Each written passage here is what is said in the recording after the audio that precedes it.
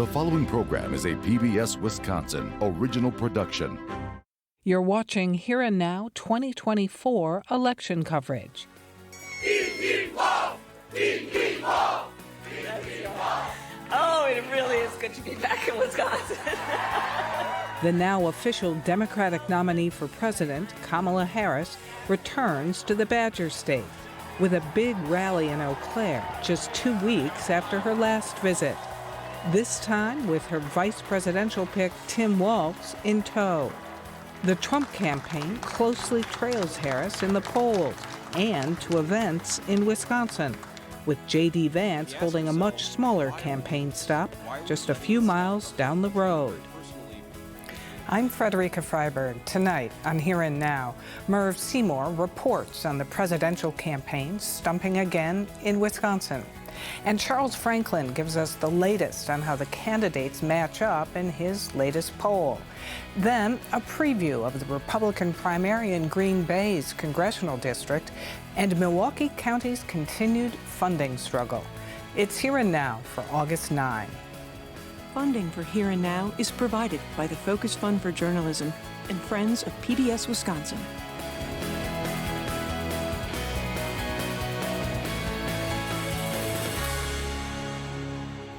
The eyes of the nation were once again on Wisconsin this week when Democratic presidential candidate Kamala Harris hosted a huge rally in Eau Claire with her new running mate, Minnesota Governor Tim Walz. The Republican VP, J.D. Vance, came to town too. Here and Now reporter Merv Seymour was there.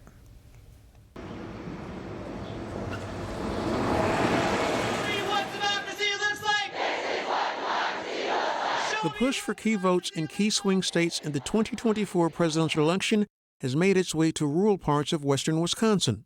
Show me what democracy looks like! This is what democracy looks like! For the second time in just over 2 weeks, candidate Harris and Air Force Two are back in Wisconsin as she fires up support in her run for the White House. So let's make sure Tim Walz goes from Midwest nice to Midwest vice!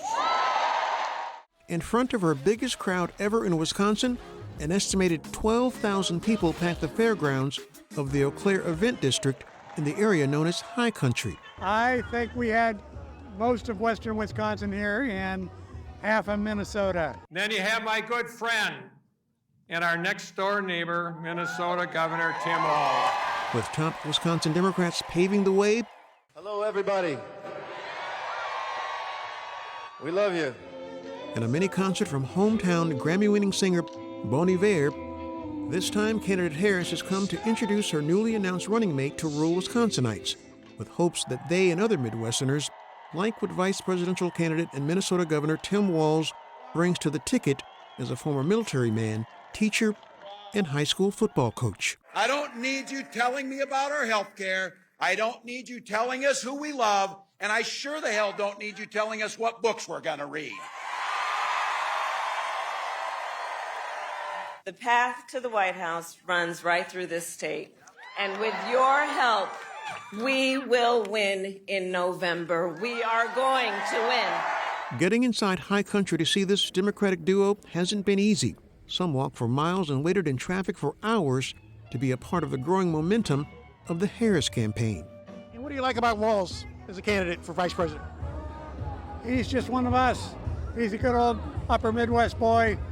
And as they say, you can sit down at a coffee shop with Walz and feel right at home. He's just like my next door neighbor. Well, I think it will be really important because there's still a lot of rural, and maybe he can relate to that dynamic of the population that maybe Kamala wouldn't, but I think that will really help open some people's eyes. This isn't the only high-powered political campaign swinging through Eau Claire. Right now across town, Vice presidential Republican candidate J.D. Vance is here to also rally the troops. What can you do for Wisconsinites up here in the upper Northwest? Vance spoke directly to Wisconsinites in a 30-minute question and answer session, specifically with Wisconsin-based reporters. What is your winning message? Why would people in Wisconsin want to have a beer with you? He accuses candidate Harris of dodging the media. She's running from the media, refusing to answer tough questions, and hoping that a basement campaign is going to earn her a promotion. He says he wants people to know he's stumping in the shadows of the Harris-Walz campaign to offer voters a contrast. With less than 3 months until Election Day, it's unlikely this will be the last time these two campaigns cross paths in Wisconsin, as they continue to crisscross battleground states to woo voters in small, large, and rural rallies. Reporting for Here Now, I'm Murph Seymour. In the aftermath of Joe Biden's withdrawal, Charles Franklin set to work on a new poll looking at how Kamala Harris squares against Donald Trump. This new touch point in the fast-moving race for president with the Marquette University Law School poll out this week. The polling looks at both national numbers and the state of play in Wisconsin. Poll director Charles Franklin is here to walk us through the results, and thanks for being here. Good to be here. So this poll went into the field before Kamala Harris picked Tim Walz for VP. What's your sense of that choice for Democrats and whether he helps Harris in Wisconsin? The short answer is it's too early to tell. What little national polling we have before he was picked shows that over 60% of the public doesn't know enough about him to have an opinion. So this immediate rollout is a critical time for establishing that image, for Democrats to do it positively, Republicans to be critical of him. So I think the best answer is we don't know. Vice presidents usually aren't a big effect. The best estimates is they boost the vote in their home state by between 1 and 2 percentage points, but that's just a generalization. So at the top of the ticket, your national poll shows that among likely voters, it's 53% for Harris and 47% for Trump. Now, that's a definite uptick over the Biden-Trump matchup. Yes, Biden and Trump had been running sort of head-to-head. This is definitely better in the national numbers than it is in the state numbers that we'll get to. I think what we saw was a big boost in how people view Kamala Harris, and especially a boost in enthusiasm for Democrats. Let's take a look at those Wisconsin numbers then. Among, again, likely voters, the numbers sit at 50% for Harris and 49% for Trump in your latest poll.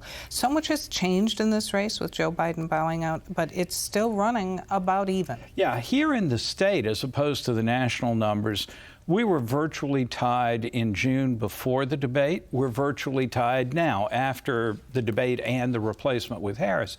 What that misses, though, is how much Biden's support fell off between the debate and when he dropped out. The polling averages of other people's polls, not mine because we didn't poll in between, showed Biden losing between 3 and 4 percentage points, Trump opening up a 4 or 5 point lead. In this poll, when we asked if Biden had stayed in, would you vote for Biden or for Trump, Trump was leading by 4 or 5 points. Well, and speaking of Biden jumping out and Kamala Harris jumping in, let's talk about enthusiasm to vote in Wisconsin. In your current poll, you say 61% say they are very enthusiastic about voting. That's up from 46% in June. Yes, a 15-point increase in being enthusiastic. All year long, we've seen enthusiasm running between 15 and 20 points below where it was at the same time in the 2020 election cycle. And that had not budged from last November through June. But now this substantial 15-point rise in enthusiasm. But how does this break down by party then? Not surprisingly, it's Democrats who've had the biggest bump up. They're up 22 points in enthusiasm. They had languished considerably even in June before the debate. Republicans had also gone up by about 7 points, and that represents, I think, the convention bounce for the nomination of Donald Trump, as well as perhaps some post-assassination attempt effect. Biden's dropping out, though, really stepped on the post-convention bounce that you might have expected for the Republicans. Well, in fact, it all but kind of erased the Republican advantage in that way, right? I think so. It's so hard to separate these things out because during the convention, there was the sense that Trump was very likely to win, and that shows up in our data of public opinion as well. Once Biden jumped out, Harris came in, and the Democrats consolidated behind her, the effects of the convention got largely nullified. Let's talk about the U.S. Senate race in Wisconsin. Democrat Tammy Baldwin is up 5 points on her Republican challenger Eric Hovde among likely voters, but up 8 points when respondents were asked if you had to choose. I'm wondering, what are the implications of that question and those results? She's been up 5 to 7 points in most of our polling since Hovde got in the race. About 14% say they haven't made up their minds in the Senate race. And it's those folks that we ask, well, if you had to choose, what would you do? It doesn't shift the balance very much, a couple of points.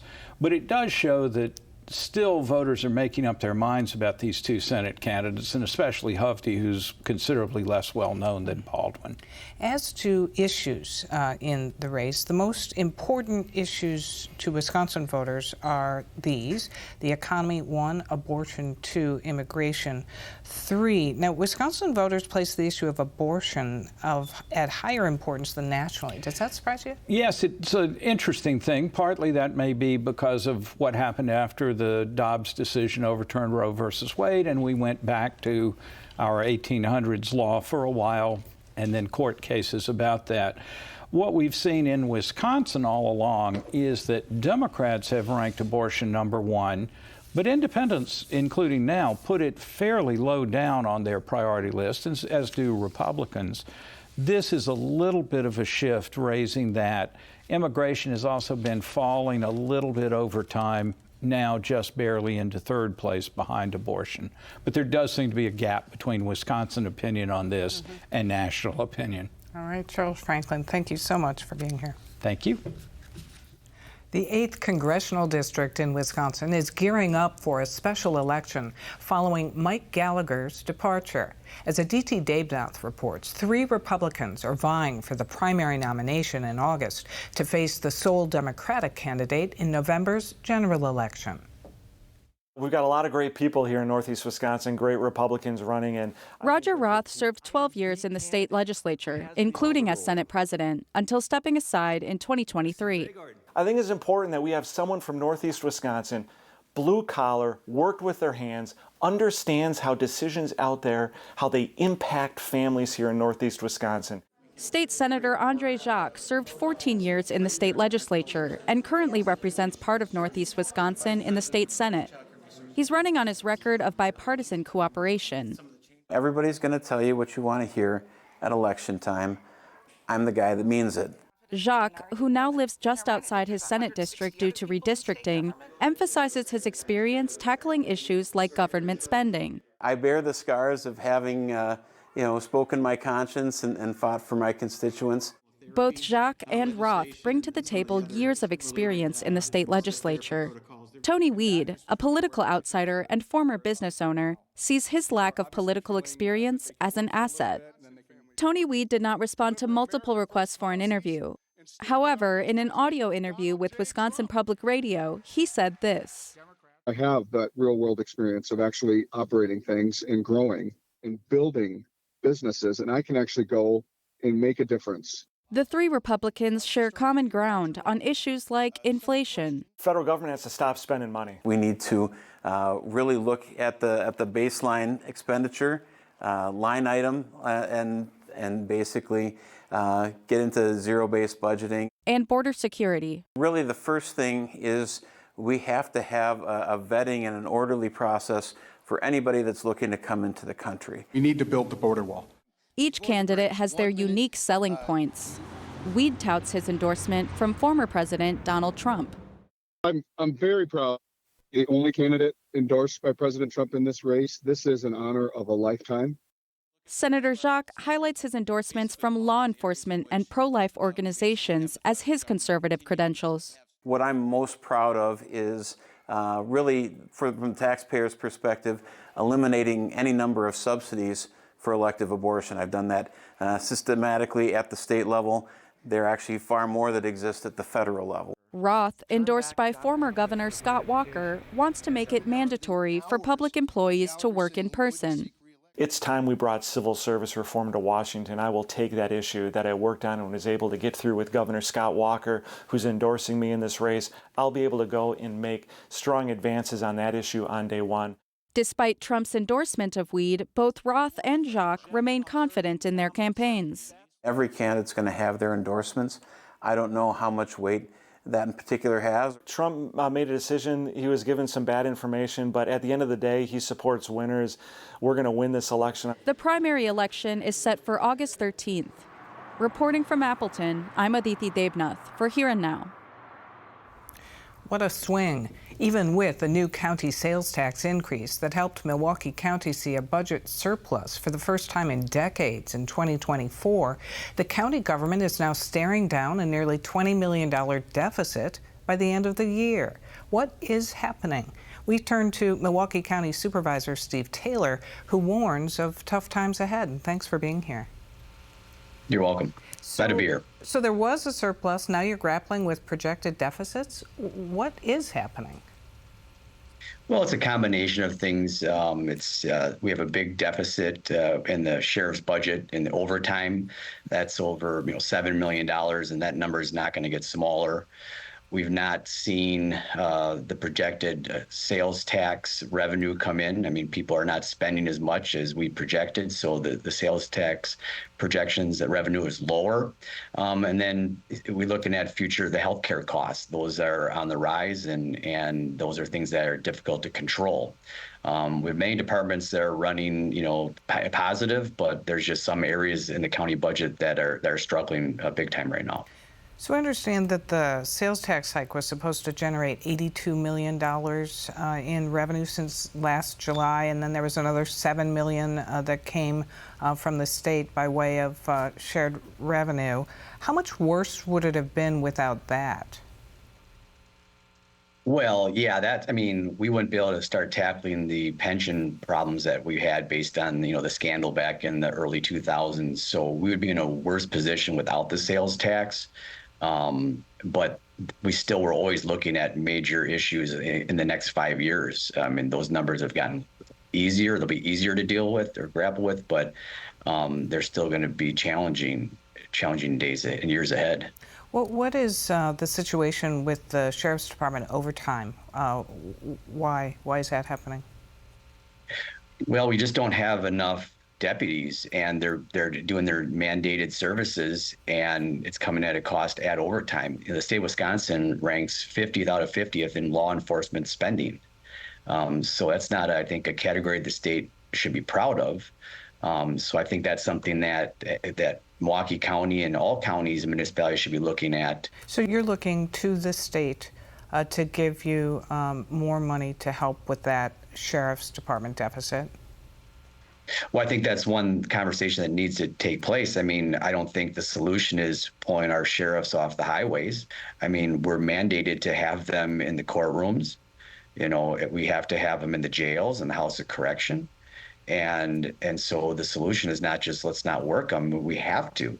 And these are officers and these deputies, they don't want to always be working all this overtime. It's coming at the expense of their, personal well-being and their health, So it's a very difficult situation. But I think the state needs to step up. And what have you heard from the state legislature as to whether or not that's something that they would consider doing? We haven't had those conversations. This was just brought to us, how dire it is, but it really shouldn't be a shock.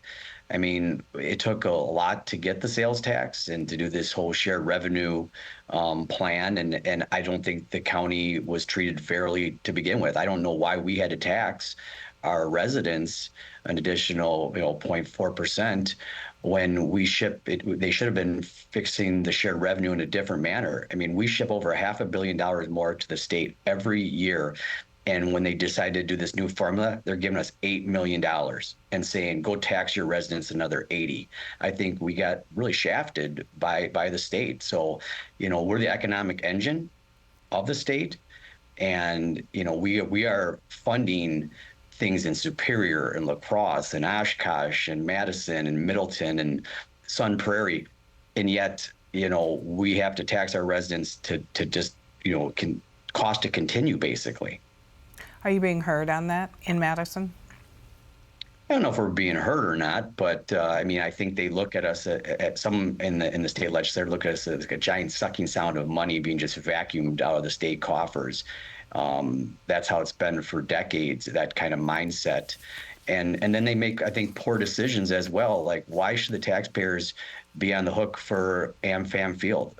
When you have an owner, spending money on European soccer teams, why should the county taxpayers pay $4 million a year for the Pfizer when one of the owners sold his share and made $660 million? So this is decisions that the state has made. There's $6.5 million right there that the state has taken away from Milwaukee County and put towards, stadiums for billionaires. I don't know how far we're going to get, on help with the sheriff's department.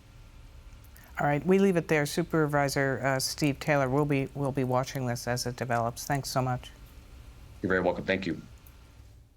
Turning to education, the mental health struggles of Wisconsin's young people continue as screen times go up and social supports go down. That's according to the latest Youth Risk Behavior Survey conducted by the Department of Public Instruction. As students outlined the pressures they face, one said, quote, "People around my age that you consider Gen Z are struggling. The technology you have built has given us more self-hatred, unachievable expectations, new mental illnesses, and has crushed our sense of communication. Please understand that we are trying our best to find ourselves, and it is difficult when the world that we look up to can be so cruel, and we feel we need to go through it alone." To better understand these challenges, we turn to Linda Hall, Director of the Wisconsin Office of Children's Mental Health. Thanks very much for being here. It's my pleasure. So what stands out as real trouble areas in children's mental health in Wisconsin? Well, we know from the most recent Youth Risk Behavior Survey that anxiety is up. Half of our kids are feeling anxious all the time. About a third are depressed on a daily basis. They're feeling sad and hopeless every day for 2 weeks. About 25% of kids are seriously considering suicide. And if we start to look at subpopulations, marginalized groups, we see those numbers jump even higher. So unfortunately, these are trends that have been developing for more than a decade. We'd like to really see them turn around. But this is what we're dealing with right now. So I read that girls in particular report anxiety and depression. For anxiety, well over half of them. And your office said, quote, "Our girls are in trouble." What is driving this? There are so many messages for our girls about body image and even suicide. When girls turn to social media, they are just being flooded with messages about being thinner, about ways to commit suicide. There's just a lot going on there, and we really need to help them as best as possible curate their social media use and do less of it, get away from it. Because your report also discusses the fact that there is increasing screen time outside of schoolwork. How does that increasing time contribute to these things? Well, in a number of ways. We know that it decreases the amount of time that kids spend in physical activity, which is a protective factor. It decreases the amount of time they sleep at night, which is also very important for mental well-being. And it decreases the time that they're interacting with other students and other people in their life on a personal basis. And those things are very healthy. What other external factors are driving overall mental health problems, that kids worry about? Well, when we look at all the data that we can find about kids, we see that they do identify academic issues as number one. But after that, they look at things like they're concerned about climate change, they're concerned about school safety. I think this new data shows that a very large percentage of kids don't feel safe at school. So there's that, there's gun violence and political divisiveness are all things that are adding up to their anxiety.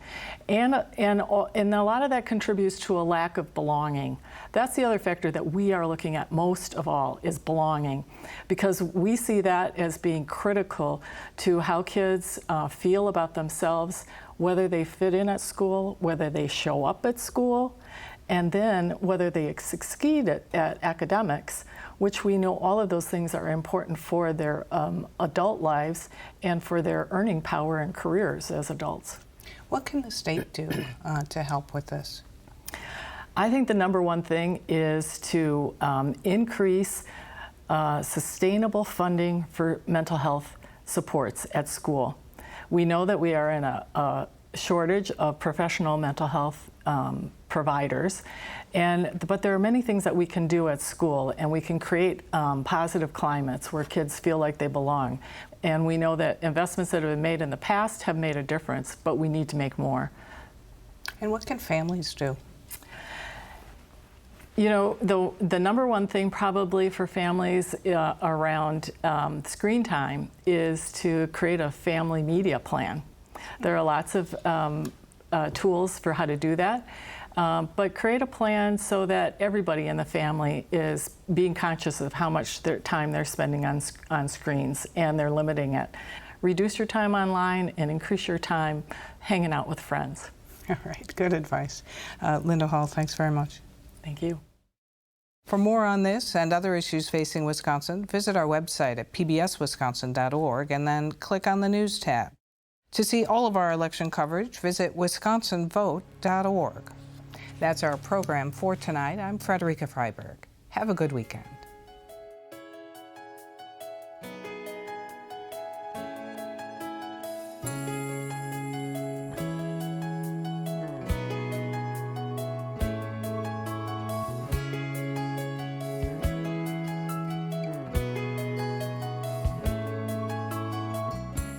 Funding for Here and Now is provided by the Focus Fund for Journalism and Friends of PBS Wisconsin.